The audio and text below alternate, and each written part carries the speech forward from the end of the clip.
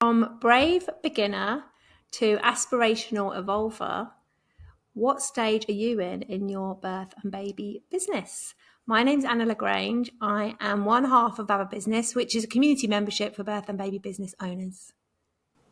Hello, my name is Liz and I am the other half of Baba Business. So today we really want to help you understand what stage of business you're at in your birth or baby business and how you can move forward to the next stage. So this is something that we're introducing to our membership, isn't it? So we're really excited to have kind of been able to kind of name these different stages that we've been through ourselves in our own like businesses and careers, and to create milestones to help people to move forward, because that's part of the problem that we see with birth and baby business owners, isn't it?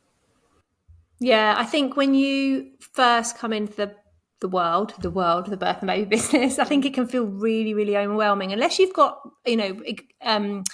experience of running a small business before. I think you might try something for a bit and perhaps it doesn't give you the results you want, so you try something else, or you see people at, one of the higher stages, or someone who's been in the, game for a lot longer than you, they're doing all this stuff, like they're doing everything, and you're like, well, I need to do everything. But also perhaps what we don't realize is that they've actually got a team helping them to do everything. Excuse me. So I think that it is really, really useful, whatever stage you're at, whether you're at the beginning or whether you are, further along, to know what actions, what goals are going to be right for you for the stage of business that you're at. And that's what we're trying to help our members and people that work with us to, to kind of almost simplify that overwhelm and that kind of massive to-do list that we all have in the back of our heads or on paper for some of us, and just really kind of make it a lot more logical. 100%. And this can be applied to like any area of business, really. So we run themes throughout the every month for the membership, and we know that the themes that we're working on, there are different actions and milestones that you would take at different times in your business. So which is why we think that these stages are going to be so helpful for our members, and for people who work with us. Absolutely. So let's take a look at our stages right from the beginning. We have got the brave beginners. Now, these are people who have just completed their training. And like you said earlier, they're going out into the birth world or birth or baby world. And they are, God bless you, they are experiencing maybe being a small business owner for the first time, and they've maybe had some support from their training provider. But like you said, they're looking around, doing a lot of comparison, trying this, trying that, not really knowing what to do. So those are our brave beginners. And it is so brave to start a business and to start something new. It takes a lot of courage, and it takes a lot of courage to continue on that path as well. So we love our brave beginners. And they evolve into amazing action takers. So amazing action takers. They're people who they've had those first couple of clients, they're starting to grow their confidence. Perhaps they're filling up some more of their classes, or they're getting more regular. They're building up their experience and their confidence with their client group. But perhaps in the business side, they're still, definitely needing some help and support. And again, maybe feeling quite overwhelmed, not sure what the right steps are for them to take.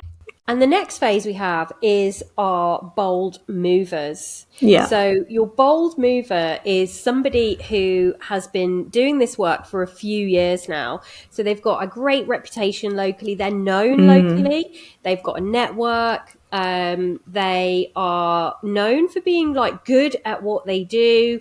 They're quite practiced at filling their classes and their groups. But they might have got to a point where what they've been doing suddenly stops working, or it just feels harder, or it's a bit more of a slog. And there could be so many reasons why that is happening. So they might have hit a ceiling, and they might be a bit like, I'm not sure what to do now. Or Yeah. they might have got to a point where they feel a bit like they want to do something else. They want to expand, they want to explore Yeah. where else they can take their business. So our bold movers are moving and shaking boldly, as the name says. And then our next one is Are bright idea innovators, and they are people who have got this idea, a big idea, something that's unique, something that's different, that's going to sort of set them apart. It could be they're getting a venue, like a local venue that they're going to be running their classes, or it could be that they are writing a book, or they're creating a course, something that hasn't been done before, or they're starting to teach, educate people themselves to do what they do. All sorts of things it could be, but it's this they've got this idea and they're very excited about it, they're very passionate about it, they know it's a good idea, but they not actually quite sure how to, what are the stages, what's the order you do things, how do I make this a reality? And that is, it's an exciting stage that we've both been at before. And yeah, it's a good one, but actually it's filled with just as much self-doubt as you are in the beginning, let's be honest. Yeah, 100%. Unfortunately, the imposter syndrome doesn't ever really die away. It kind of rears its ugly head every time you move Yeah, to it another really stage. does. So accepting that that's normal and being able to work through it Yeah. is really good. So from our bright idea innovators, then the next stage is the aspirational evolvers. So these Yeah. are people who are known outside of their local area. Yeah. They've got a presence on social media. They might be nationwide, international, global. They've got to that point where they are very well known and respected. They might have competitors at the same level of them as well, Yeah. not to say that they're like the only person in their field or anything like that. So they're at a point where they're looking at, how can I capitalize on my experience and my Yeah. success? Like, where do I take this? Where do I go to next? And looking at things like PR and ensuring that their marketing systems are all automated, and that they're really like maximizing the audience that they've got for the level and the success that they want in their business. So again, like we've been Yeah, through they all might sorts be of stages. they might be looking to hire staff and getting more help, really kind of streamlining everything so that it runs smoothly and that they're doing the important bits of their business, whatever that might be, depending on their business model. So yeah, it's there's still a lot to do at that stage.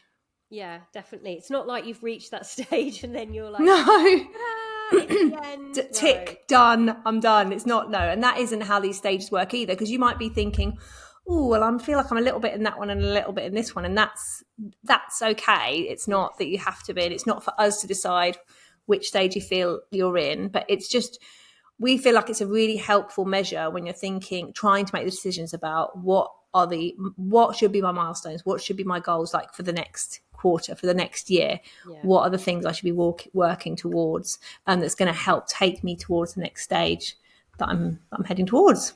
Yeah, absolutely.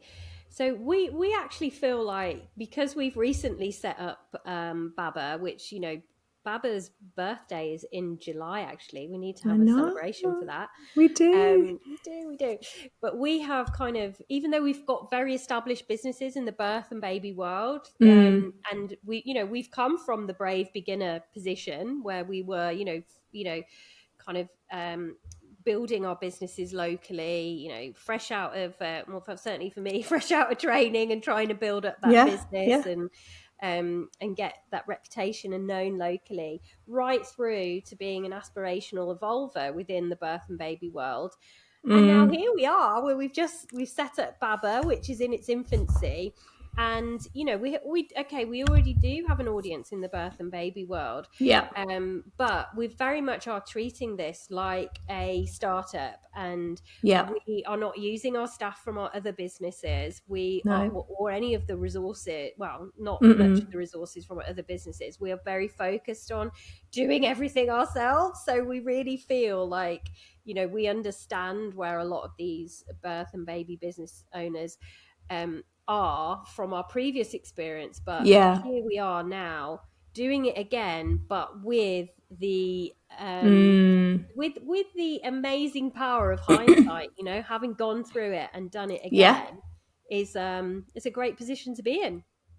It actually is, because it feels, and also having two heads is better than one, as they say. That does help too. But yeah, certainly, we've learned a lot from things that we've done that have worked and haven't worked. Having said that, this is a very, very different business to the Mindful Yeah. Breastfeeding School and the Calm Birth School, and trends change. My goodness, especially in the online world, and even actually in the birth and baby world at all. When we support people who have been working in the face to face class world for a long time, Yeah. and it really has changed and evolved relatively quickly. So you do always have to sort of be thinking, how are people buying now, what are people wanting, how can I adapt and change so that I can carry on doing what I love. So I think as much as there are lessons, there's always learning, there's always new learning to be done, isn't there? Yeah, 100%, definitely. And if you want to know more about our stages of birth and baby business owners, and if you want to understand how to apply our BABA rituals to those different stages, and how we apply it to our membership and how it makes a difference, you are cordially invited to our masterclass, which is actually, if you're listening to this on the day of the release of the podcast, which is Monday, the 29th of April, we actually have a masterclass running this evening at 7:30 Yeah. UK time. So if you've listened to this and thought, oh, that was really intriguing, then do sign up for our masterclass. Even if you can't make it live, we will send out a recording, and the link is in the bio.